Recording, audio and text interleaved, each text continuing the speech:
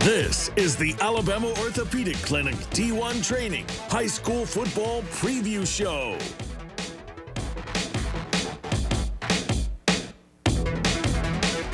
I'm Jim Cox, my partner Dan Brennan, as we get ready for week 2 of the high school football season here on UTV 44.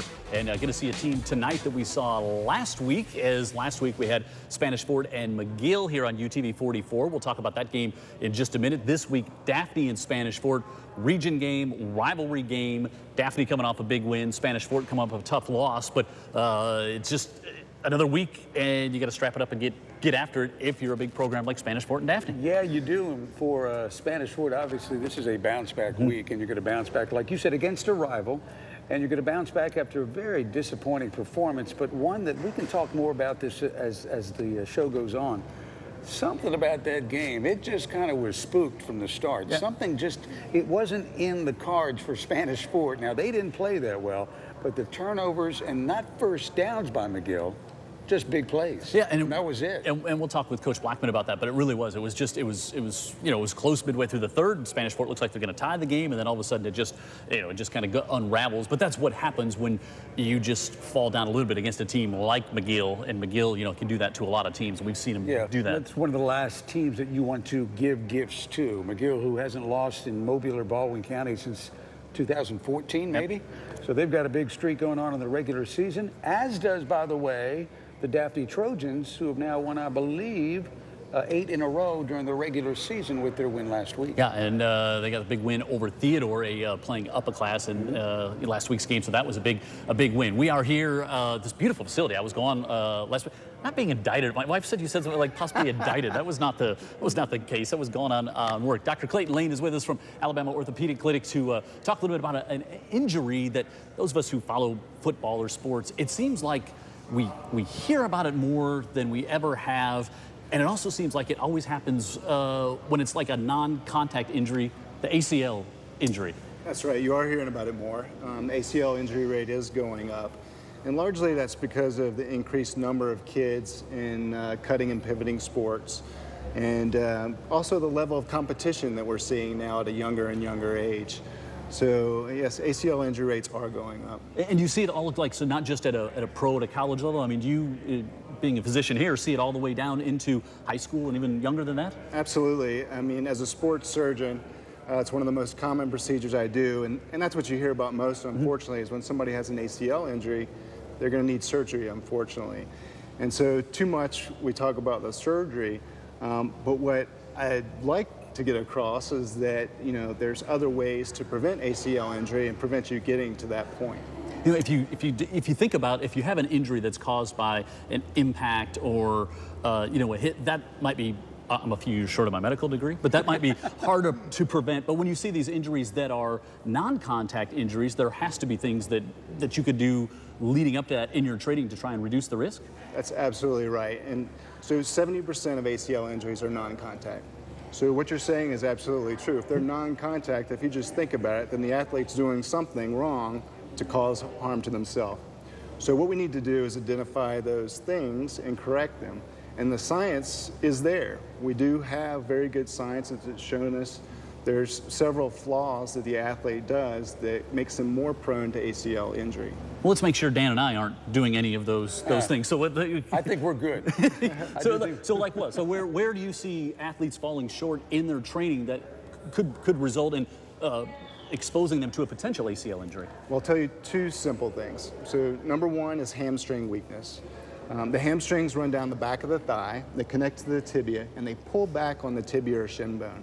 And that supports the ACL throughout the game or the event, okay? So if they're fatigued or they're overcome by stress, then that support is lost and the athlete's more prone to ACL injury.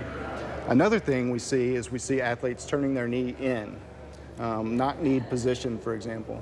So that's when they're jumping, if they let their knee fall in, or if they're cutting or pivoting, they let their knee fall in.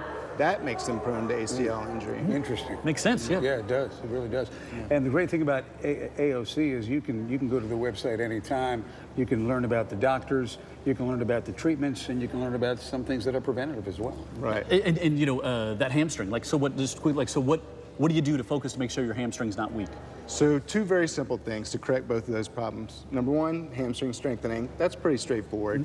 Do hamstring curls, Nordic hamstrings, plyometric type exercises that will increase your hamstring strength and not let them fatigue during the game. What's maybe a little bit less obvious is how do you solve that knee in problem or the twisting mechanism? The easiest way to do that, and anybody can do this at home, is just do single leg squats. So just under your own body weight, stand on one leg and squat down to about 90 degrees and then come back up, but all the while paying attention to keeping that knee over your toes and not letting it fall in.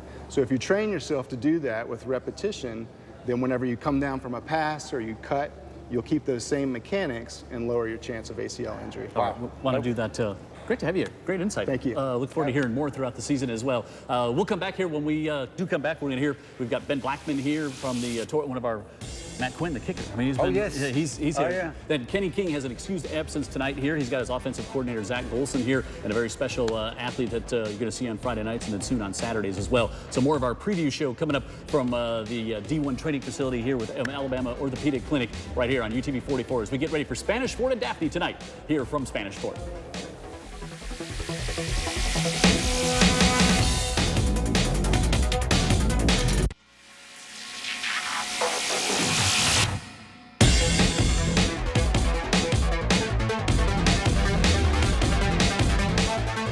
Saw the QB Country logo there on the screen. Oh, yeah. Always great when we run it, David, before the show. Yeah, and his host of students who've gone on to do great things, and it's no accident. They know what they're doing. Yeah, so big game here tonight on UTV 44, rivalry on the Eastern Shore. Spanish Fort playing host to the Daphne Trojans. Daphne 1-0, win last week right down to the wire. They beat Theodore 7-18 to go to 1-0. Kenny King usually with us. He's losing his perfect attendance pin. He's never missed here. So he had an open house tonight at the school, so he's not here. Zach Golson, offensive coordinator, assistant head coach of the Daphne Trojans, here with us, and Christian Williams here with us as well. We'll talk about the great win they had last week with Christian. Looking forward to this week. And Coach, first of all, you come over, been calling the plays at McGill on the offensive side, and now over here at Daphne as the offensive coordinator and assistant head coach. Tell us how that came to be, and I know you got to be excited about the role. Yeah, I've been very fortunate. Coach King gave me a call this off season, and he wanted to try to get me over here to Daphne, and he had kind of been on me for a couple of years, and so, you know, he came at me and said, you know, we think we got a great thing here. We've got a really good defense, and we need an offensive coordinator to come help us. So, you know, I was excited about the chance to get back into the public school. You know, it's always something like if you're been in it and then you go to the private, it's something that's always on your mind, isn't it? Yeah, the insurance and the retirement is so good in the state of Alabama. We're really fortunate as teachers and coaches, you know, in the public school system, and so we you know, I was excited to be able to get that opportunity to get back into the public system. You know, McGill was so good to me and my family. I was very fortunate to be able to work for a great place that, you know, really tries to achieve excellence in everything that they do. And, you know, but I'm excited about Daphne. I think the same thing about our school and our faculty and our administration. Our kids are super hungry. That's the thing that I've been most excited about. They've really, you know, really taken into everything that we've taught them, and they had a great defense already. Coach Reynolds and Coach King and all our defensive staff do such a good job. We're just excited, you know, hopefully to be able to kind of match them in offense. I know they said last year there weren't many times when the offense moved the ball on them, and hopefully we've kind of given them a little bit more challenge. So it's been a good back and forth in training camp. Christian, we try to stay away from him as much as we can. But that's good coaching right there. That's right. Not going his That's his right. way, right? So it's been a great, man. We've been really fortunate. Christian, talk about your career at Daphne and what it's meant to you to be a Trojan all these years, and of course talk about the plans you've got going forward. I mean, it's been great going to Daphne. I've been going to Daphne since kindergarten. Wow. I've always played for Daphne. I've always had older cousins and siblings also play for, well, not siblings, but older cousins and uncles playing for Daphne, so I really looked up to them. It really made me want to be just like them. So then when I actually got my chance to play on varsity my sophomore year, I took it as serious as possible. My plans for the future, I know I'm committed to Alabama right now. I just know I just got to keep working, and it's going to be pretty great up there with Coach Saban. Did you enjoy some kids like the recruiting process? Others are just like, oh boy, I'd rather just go. What was your thoughts on going through the recruiting process? I definitely enjoyed it. Going through it for the first time. It was a couple of things I didn't really like. I didn't really know about. So I mean, I just asked my coaches and my parents about it, like what should I do about these things. But overall, I enjoyed it. So the big test, your first being involved in the Spanish Fort Daphne battle. Spanish Fort has had their way with the rivalry for the most part, but every year is a new year, a new season, and I would have to think confidence very high right now after that impressive win over a Theodore team. And when you're down, got some injuries at quarterback, but still teams find a way to win those big games. It's a great way to build some confidence. Yeah, we were really proud of our guys. We had some adversity throughout the week last week, and we found a way to bounce back. And I think the guys just kind of expected next guy up. That's kind of what we have been telling them. Hey, sometimes it's not always going to be perfect. And so, when adversity hits, it's all about, how do you handle it? And I thought our guys really did a good job of that. I was proud of Trent Battle. He did a good job stepping in for us. That's a tough spot. It was a sophomore quarterback. He had gotten a lot of reps, and he had been kind of battling Gage all summer. And both those guys are really good football players. We're fortunate, in a high school football team to have two guys that we really felt great about at quarterback. I thought our offensive line did a great job. We didn't give up any sacks. To not have a sack in a game with, I guess, a really good Theodore defense. Got a really good outside linebacker, DeMoy, number 32. A really good football player, really good D-line. We felt like we really held up offensively, and obviously our defense put us in some great spots. That always helps. So. All right, tell me about the rivalry. Spanish Fort, Daphne, you're a senior. Tell us what you're thinking this week. I mean, we're always going to get our best game. We're going to really focus on us, do what we do best. It's really all in our hands, really. All right. What a game last year. Oh, down to the final second. We're going to talk to the young man who made the kick to win the game next week. All right, great to meet you. Be safe out there tonight, Coach. We'll see you on the sidelines. When we come back, we'll get the Spanish Fort look at tonight's game. Spanish Fort and Daphne tonight here on UTV 44 from up on the hill.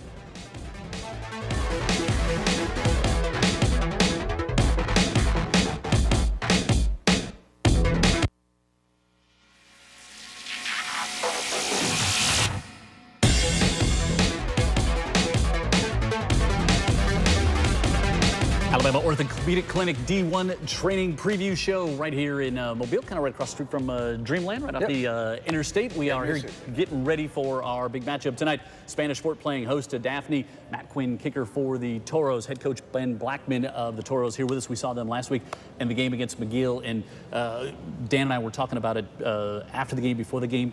That game, you have to be feeling pretty good in the third quarter. You've just got the ball to start the half. Cut the lead down to a score. Great stop. Yeah, great stop. Yeah. Get it back at their 38 after a poor punt.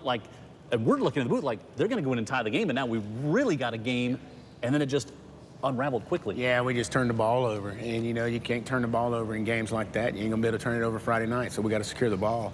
Turned it over, and they took a pass and made a play out of it, and then it just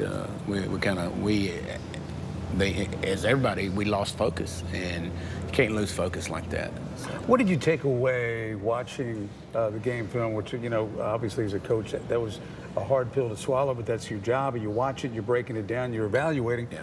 You must have seen some good things, because for about 3.5 or 2.5 quarters, that thing was dead even. Yeah, you see some good things. You see some things that you got to fix. Obviously when you lose, and I think the quarterback play, he played pretty well in spurts. There's a few things that we've been working on in practice, but offensive line, they blocked and protected pretty well, and for the most part, we stopped their run game, from like I said, 2.5 quarters. But that's why it's a 4-quarter game, and you got to play the game all 4 quarters. So that's one of the things we've been focusing on this week. But it's also it's why you, as a coach, who the bar is only at one level at Spanish Fort, but it's also, we talked about it on the field before the game. It's why you want to play McGill in week 1, because when you're playing a program like that, if there is anything to be exposed, they're going to expose it, and you're going to be a better football team week 2 and on from playing that game. Absolutely. And I think that's kind of the whole reasoning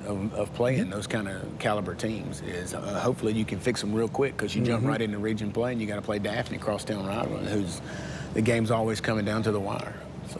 So we joke. So Matt Quinn, the kicker for the Toros, has been winning games since an 8th grader. I mean, and been winning games here on UTV 44 as a 8th grader. So now your senior year, going up against your big rivals, made a huge kick last year in this game. What's your thought now in your 5th year, if you will, leading into this game against your rival Daphne? What are you thinking about this week?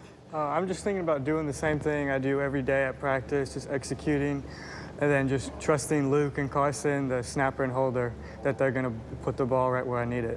What a weapon! I mean, and Daphne's got a great kicker as well. But what a weapon for you to have as a coach. Well, as a coach, it gives you a sense of comfort, you know, as a coach to know, hey, you know, we get the ball here to this point, we got a chance to get points, you know, because we know Matt's got a great leg and he does well with it. And you know, handles the pressure okay. Handles the pressure okay.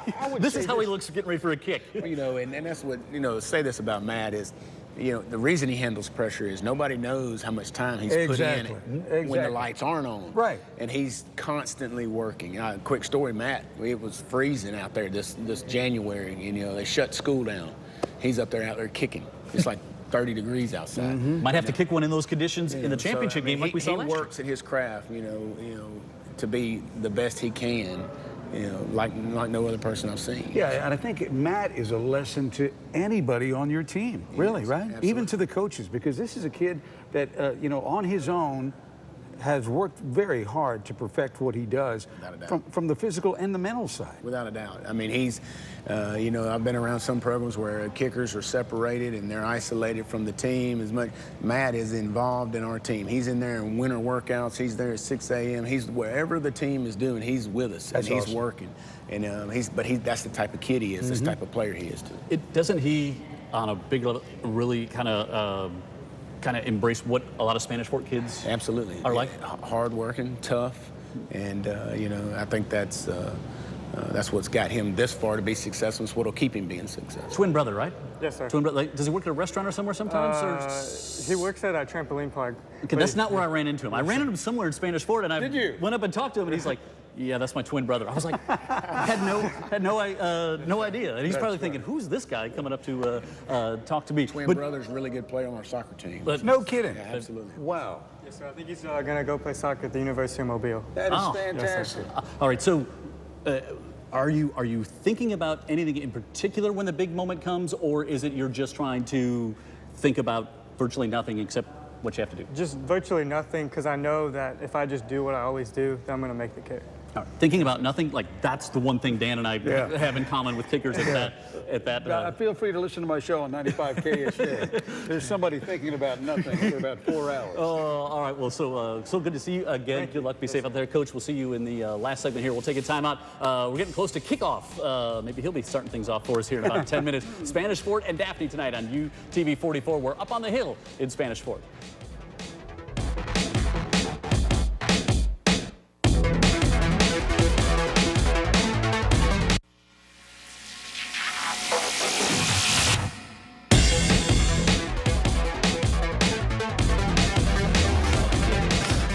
Yeah, talking about hair and haircut, like it's as good as it is right now, Coach. That's the best it's going to be. Like we can all attest to, it's not going to get any better. Hello, Jim Cox, Dan Brennan, Zach Golson, offensive coordinator, assistant head coach for Daphne, filling in for Kenny King.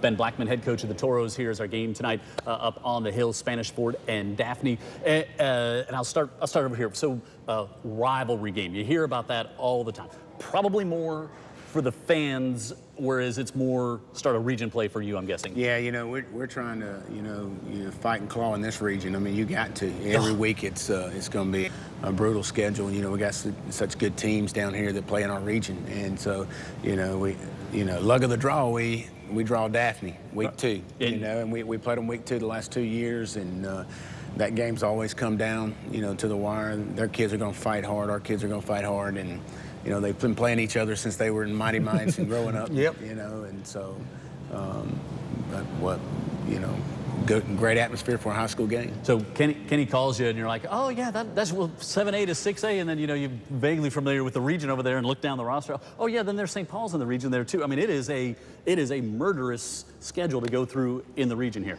Yeah, I think a lot of people would argue that the 6A region down here is as good or better than any region, as competitive as anybody in the state. So, Yep. You know, it's definitely a challenge every week. You know, we're excited about it, but definitely got to have your best stuff every week. Yeah, but isn't that why you do what you do? That's right. No doubt. As a competitor, you look for those moments. You're excited about having that opportunity. I know our kids are excited. Whole staff's excited. So sure. All right. Well, we are excited as well. As we will, it was not here last week, so it's Brent in, Brent out. That's what we end the show with. It's very simple. It's either Dan Brennan is Brent in or he's Brent out. That's fine. Labor Day weekend this weekend. Cooking on I'm a Kamado Joe guy. I think you're a big green egg guy. Cooking on a charcoal grill more than a gas grill this weekend. Well, not this weekend because or at any time. Anytime I would Brent in. On the charcoal. Yes. I'm in. Or charcoal.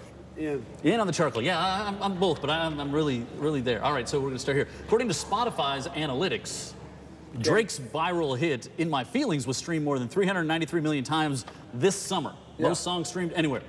Do you know the words to the song? Brent out. I'm out. way out. If Ed played it right now, I wouldn't know it either. We are four unhip dudes sitting right. If Ed played it, Ed wouldn't know what it was. That's breaking, not exactly breaking news. Vegas has the Chicago Bears, selfless part of the show here, as their win total bet this year, 6.5. Do you like the over, Dan Brennan? Brent in. Thank you. Yeah. Do you want me to be in? I have no idea about that. Yes. You in. Yes. If they're the 1985 roster, I'm in. Yeah. Trubisky's the quarterback. Come on. I like Trubisky. Thank you. I'm in. That's all I want. I just need a little reassurance here. That's all. Going out on a limb for Trubisky. Can you? Yeah. And if you can, will I? do the floss dance? You know what? We've had that conversation on KSJ, and I'm glad now I know that is the floss dance. I'm not going to do it, but I know what it's called. I'm out. Just with kids. I know what it is. Can you do it? No. I don't know what it is. Okay, so you don't need to. Just any cut to a kid at a stadium, he's doing the floss here we go. dance. Dan Brennan, will you gladly pay somewhere between $3 and $6 for the toll on build the new Bayway Bridge? Brent in. I'm in. Yeah. And to see him open his wallet, that's how badly we need a new bridge. Ballers on HBO? Brent in. Out. In. Yeah, for sure. Yeah. Rock, man. You gotta love the Rock. Off season. If you don't set an alarm clock, you oversleep. Brent out. I'm going to be up no matter what. Same thing. Okay, I don't need an alarm We clock. gotta go to work. In this. All right, so I saw Jake Dunn wearing scrubs. Doesn't work in the medical field. Wearing scrubs if you don't work in the medical field. Out. No, out. Kickoff next. Daphne Spanish Forward tonight on UTV 44.